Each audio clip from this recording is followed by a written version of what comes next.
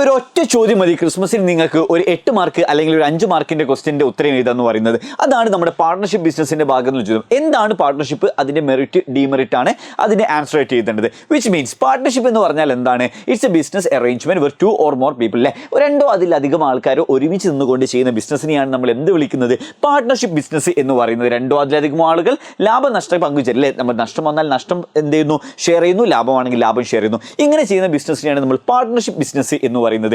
എന്തൊക്കെയാണ് ഇതിന്റെ ഗുണങ്ങൾ എന്ന് പറയുന്നത്? ഫോർമേഷൻ ഈസിയാണ്, പെട്ടെന്ന് തന്നെ നമുക്ക് ഉണ്ടാക്കാൻ പറ്റും, രജിസ്ട്രേഷൻ ആവശ്യമില്ല, ബാലൻസ് ഡിസിഷൻ മേക്കിംഗ്, എല്ലാവരും ഒരുമിച്ചാണ് ഡിസിഷൻ എടുക്കുന്നത്, ഫണ്ട് കൂടുതൽ കിട്ടും, ഒരുപാട് പേര് ഒരുമിച്ച് എടുക്കുമ്പോൾ ഫണ്ട് കൂടുതൽ കിട്ടുന്നു, ഷെയറിംഗ് ഓഫ് റിസ്ക്, നഷ്ടസാധ്യത എന്ത് ചെയ്യുന്നു? എല്ലാവരും ഷെയർ ചെയ്യുന്നു, and secrecy can be maintain, അല്ലേ, നമുക്ക് എന്ത് ചെയ്യാൻ പറ്റും? ആ ഒരു സീക്രസി മെയിൻറ്റെയിൻ ചെയ്യാൻ പറ്റും വിത്തിൻ ദ പാർട്ട്നേഴ്സ് എന്നുള്ളതാണ്.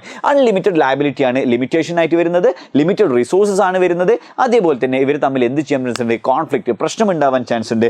ലാക്ക് ഓഫ് കണ്ടിന്യൂറ്റി, പാർട്ട്നേഴ്സിന് മരണം കാരണം ബിസിനസ് മുന്നോട്ട് പോകാനുള്ള സാധ്യത കുറവാണ്.